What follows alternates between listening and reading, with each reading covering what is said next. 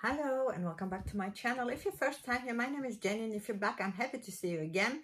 Today I want to show you my August favorites, the perfumes I was wearing the most this month, and we'll go through them one by one. So if you're interested, stay tuned, and if you're not already part of a wonderful small perfume family here, maybe you consider subscribing. I would love to welcome you here on my channel, and otherwise I think we just start.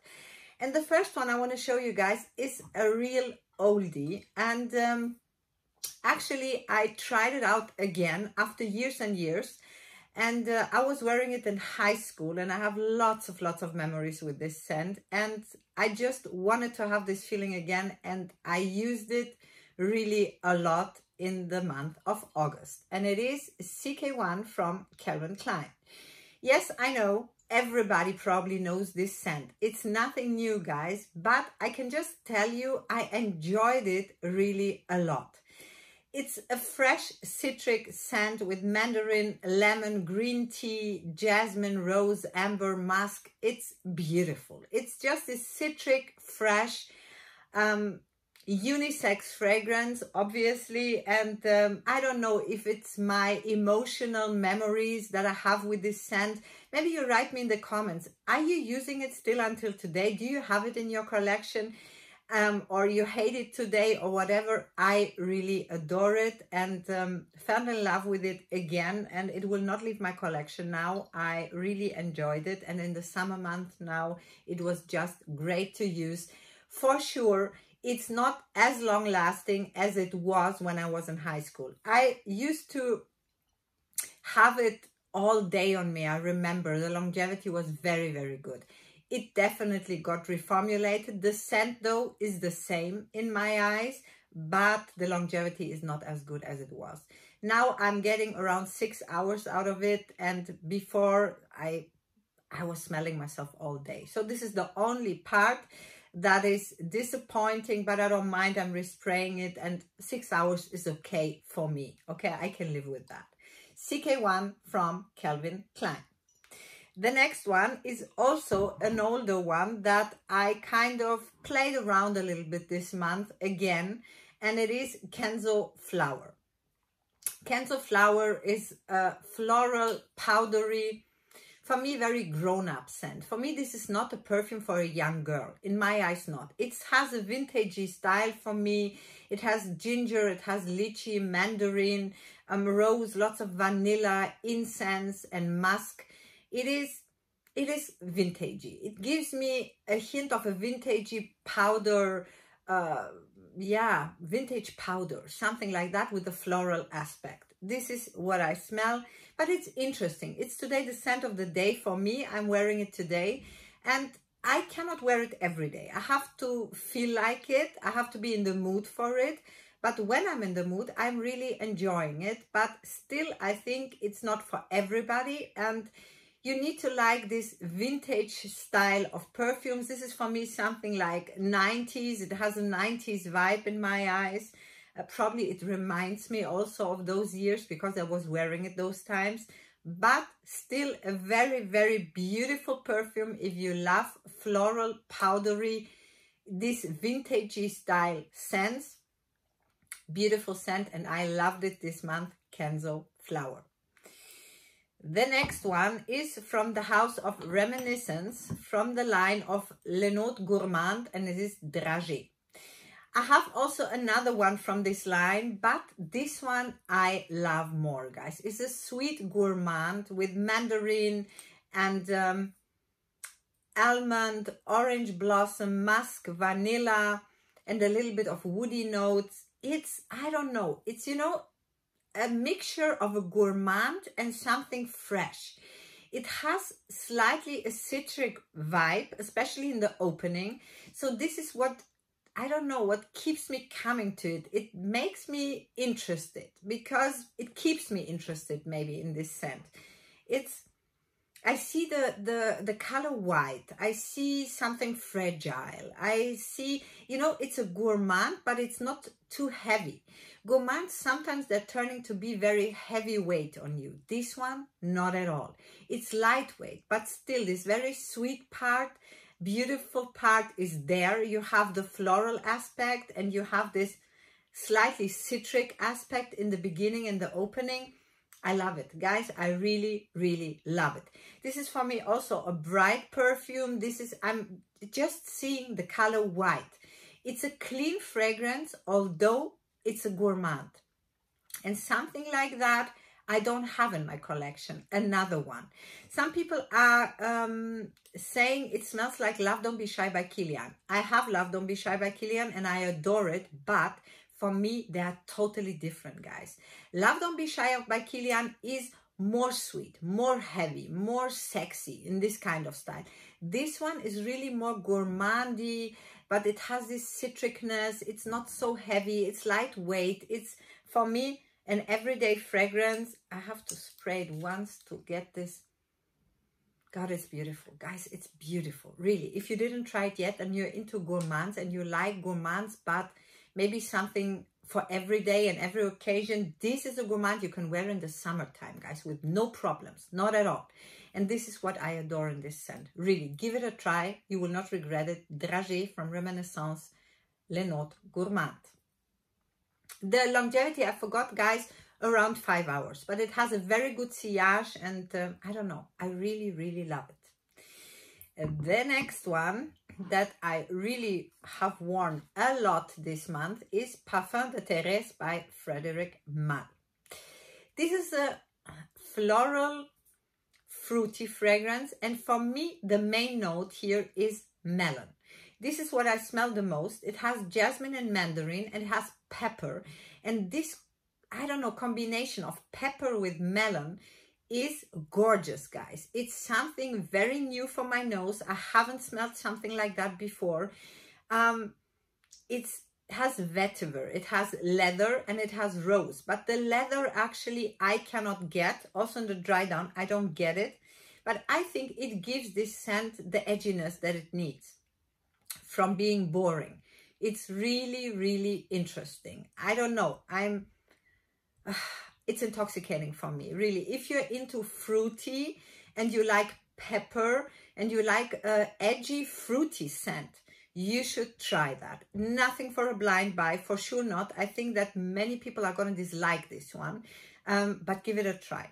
It has a very good longevity, very good sillage, and I don't know, something is all the time calling my name when it's standing in the shelf, and I'm grabbing for it very, very often, especially now in summer. I was wearing it all the time.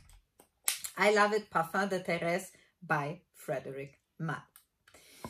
The next one I want to show you is a perfume that I can just tell you it's going anytime, anywhere, and I never have to think about wearing it. It's Gris Dior from the Christian Dior Privy collection. This one is just everything. It's a floral, fresh, unisex fragrance, guys, with bergamot, rose, lots of patchouli, jasmine, amber, sandalwood. It has a masculine undertone, but I don't know. It's very difficult to describe, but it's elegant. It's sexy in a way, it's mysterious in a way, but never too much. It's always appropriate. It doesn't shout. It's a very silent fragrance, but you're there. You're gonna get noticed, but not by shouting, you know, something like that. And I don't know, it has an edginess that I really enjoy, love, and adore. The longevity on this one is 7 to 8 hours, and the projection is okay. It's, as I said, it's not a monster, it's not a beast, it's not a room filler, nothing out of this. But with this one, I know I will always be elegant, I will be smelled, but in a very sophisticated way, okay? I adore it, absolutely unisex on men, also beautiful fragrance, but for me, it's not masculine leaning, not at all. For me, it's an absolute perfume that a woman can wear without problems, because I have problems wearing too masculine fragrances. Gris Dior by Christian Dior Privy, guys, the perfect fragrance and one of the most worn for me this month. The next one is my unicorn fragrance. It's probably one of the most unique fragrances in my collection. It's Amouage Figment. Guys, I love and adore this scent. I think this is the most worn in this month from me, actually the last 2 months. I'm so in love with this one. It's a floral, creamy, spicy fragrance. It's undescribable, really. I mean, you have pepper, you have saffron, you have gardenia, tuberose, you have ylang ylang, you have incense. It's a very harsh opening. I think it's the gardenia that is so harsh and the pepper with the saffron. Altogether, I think it's not for everybody, but this fragrance, don't judge it by the opening, because the dry down is magic. For me, it's really magical. I adore, it's creamy, it's floral, it's everything. It's, the longevity is all day. It has a very, very big sillage, and I don't know, I adore it. I just adore it. It has something of baby vibes. It has something of fresh washed, of clean, of floral, of creamy, of everything. And as I said, this is something you need to try. Don't buy this blind. You might really hate this. I know lots of people really disliking this fragrance, but I'm a huge fan. Guys, I really, really made a big dent in the bottle this month. I can just say my most worn perfume the last 2 months, Figment from Amouage. The next one I want to show you is the newest from the house of Gucci, from the Flora line, and it's gorgeous Gardenia, the EDP version. This is the newest release from the house. Guys, I got lots of questions about the old version, the gorgeous Gardenia EDT version that was already launched long years ago, if it's the same. It's not the same, and you might get disappointed when you blind buy this one, expecting it will smell like the EDT version, just the eau de parfum kind of concentration. It's not the case. For me, this one, the Gardenia doesn't have the main accord in this perfume, for my nose at least. I can get the Gardenia, but very, very in the background. The EDT version that I had years ago, I could get really the Gardenia very strongly. Here, I cannot get this.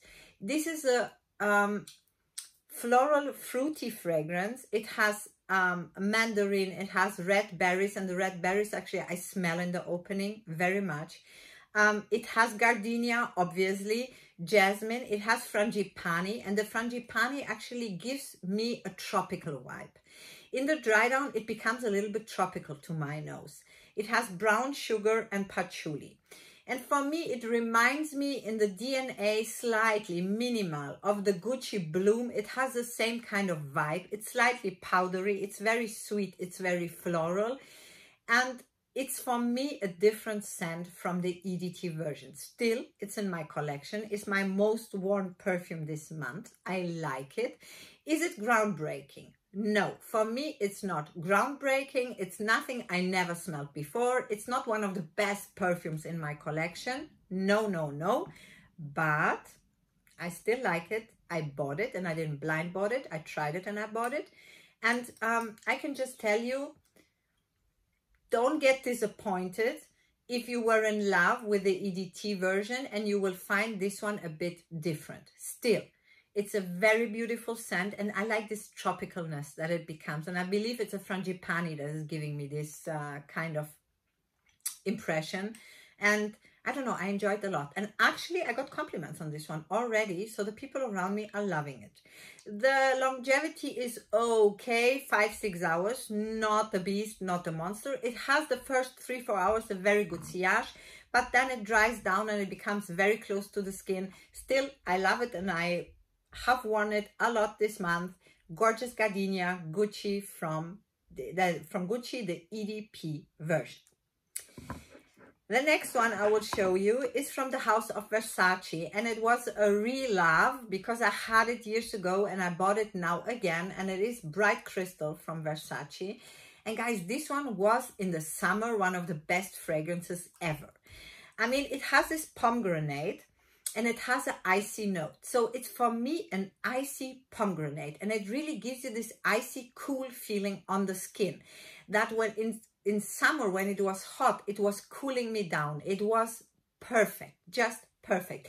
If you're searching for a perfect summer scent and you're into fruity, fresh, clean scents, try the Bright Crystal. It's an EDT, and actually I got questions about the Absolute version. What do I think and which one I do prefer?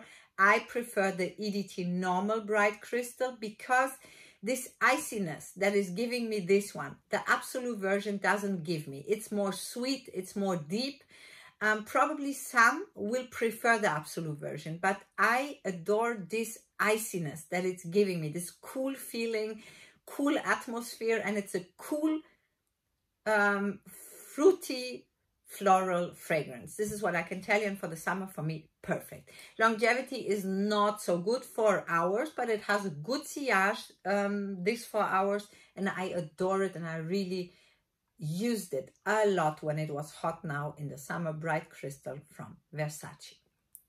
The next one I want to show you is from the Christian Dior Privy house again, and it is Sakura. And I fell in love with Sakura from the first moment I smelled it. It's cherry blossom and rose. It's a very musky, light, floral, fresh fragrance, guys. It's very light. The projection is also not so good. The longevity is also not good. Around 4 hours, more I don't get. But it's so unique. It's fragile, okay? This, I see a fragile Japanese woman. This is what is giving me this perfume. This kind of being young again, clean, clear, fresh, as I said, fragile, something of an angel. This kind of feeling it gives me. It's just everything for me. If you like cherry blossom and you don't mind that the longevity is not the best and you want something really fresh out of the shower, fresh washed, a nice body lotion on, and just this kind of cherry blossom feeling, this is the one for you guys. Trust me, it's gorgeous. It's an unisex fragrance, though I think it's leaning quite feminine. I love and adore it. My husband actually doesn't like it, guys. And for me, it was heartbreaking, but he doesn't like it. But I don't mind. I'm spraying it still and I'm using it because I love it. But he said for him, it has something old-fashioned.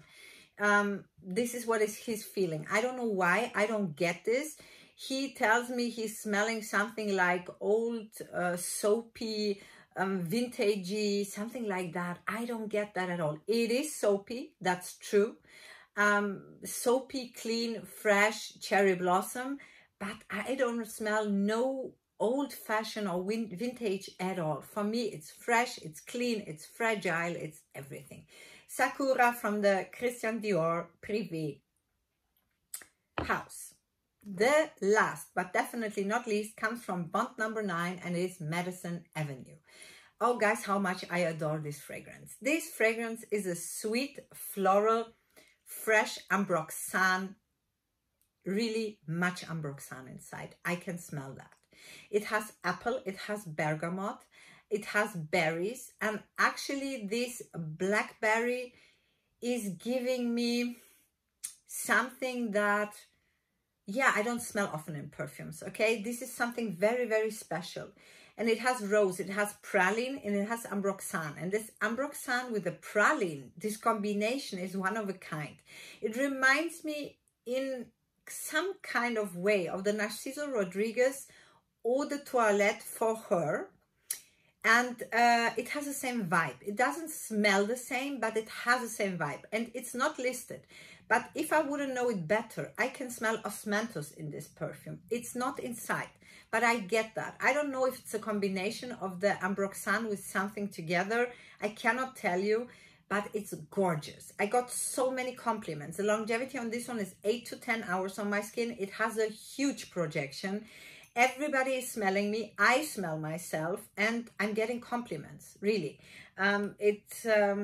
People were following me on the street asking what do I wear. We were now on holidays in Geneva, and when I was there shopping, actually ladies were stopping me on the street asking what do I wear. So it's a compliment getter. I love and adore it. I think it's a masterpiece. It was a total blind buy for me, and I think one of the best blind buys I ever made. So Madison Avenue by Bond number 9. Guys, those were my August favorites. I hope you had some fun. Write me in the comments which one is the most worn perfume for you in the month of August. I would love to read it. Otherwise, I wish you a wonderful day and hope to see you soon in one of my next videos. Until then, bye bye.